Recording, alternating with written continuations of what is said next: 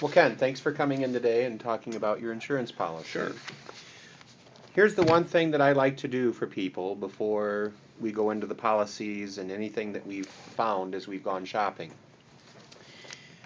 First and foremost is coverage, because I can take any policy and come down to any rate we want. You know, if we need to be, I can cover a policy for $100 a year, won't cover anything, but we can get it to $100.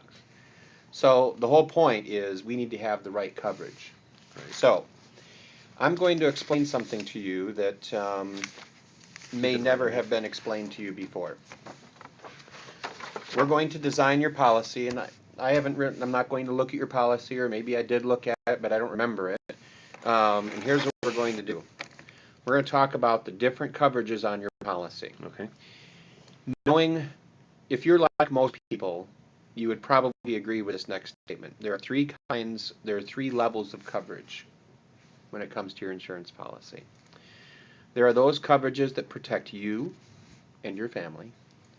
Those coverages that protect you from being sued, I'm going to say are level 2 coverages, of course you being level 1. And those coverages that protect things are going to be level 3. Okay. So we can replace things. We can't replace you. So, would you agree that, is that true for you? Are those coverages that would protect you probably the most important to you? Absolutely, yes. Okay. So I'm going to draw a little triangle here with you at the top, you being sued, because that will affect your ability to earn in the future. You know, your wages could be garnished. The list goes on. Okay. And then we'll talk about the things that can be sued. So I'm not talking about spending more money.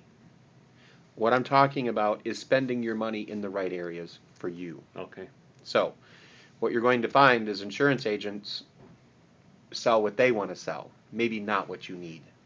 Okay. So now let's take a look at your policy. I'm going to explain each one of these, Okay. maybe not in order, but we're going to talk about each one. We've got collision, and we understand what that is. That's a very simple thing to understand. You're in an accident, your insurance company pays for your vehicle. Right. If you don't cover your vehicle with collision coverage, who pays for your vehicle? I do. That is correct. Nobody. The most you can go to the other person for is $500. If you want coverage for your vehicle, you carry it. But I can still get $500. You can still get $500, okay, but that's the limit. Okay. So once your vehicle gets to be less than $1,000 or $800 worth, you know, maybe $1,500, that is less than $1,500, you should probably start thinking about dropping off collision coverage. Okay. Okay. We'll come back to loan lease coverage. You don't have it, but it's probably nothing that you would be interested in, by the way. Let's go down to other than collision here. Other than collision is, a lot of policies call it comprehensive. Okay. They call it other than collision because it basically covers anything that's not a collision. Other companies call it comprehensive because it covers so many different things. Okay. Fire, theft, vandalism, your vehicle gets flooded. All these different things is considered other than collision or comprehensive. Okay. You have a deductible, and yours is $100. Very common. $500 collision and $100 comprehensive coverage. Pretty simple stuff so far. Now we're going to jump into some, well, let's just go down through here. Extended transportation expense, towing and labor, sound receiving coverage, tapes. All right, so we've got towing and labor. Well, if you break down, they'll come out and tow you somewhere. Okay. Sound and receiving coverage. The young guys that put those super expensive radios in their car, there is no coverage for that. They have to carry the extra coverage for anything that's aftermarket. Okay. So insurance companies are not out to cover $4,000 or $5,000, which is not out of the ordinary, for sound and receiving equipment in a vehicle. They put those things in the headrest, the DVD players and things like that. If it came with the vehicle, sure, but if it's put in after the fact, not covered.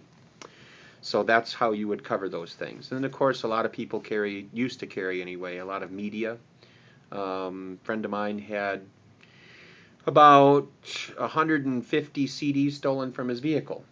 All right, well, at $10, $15 a piece, it adds up pretty quickly. Sure does. The joke was on the person that stole them because they were all Barbershop Quartet CDs.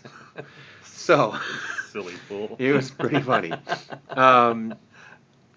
So don't tell me crime doesn't, so crime doesn't pay in this case.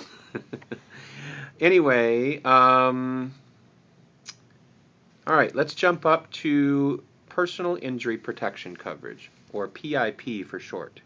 Personal injury protection, PIP, a lot of times it's called. Okay.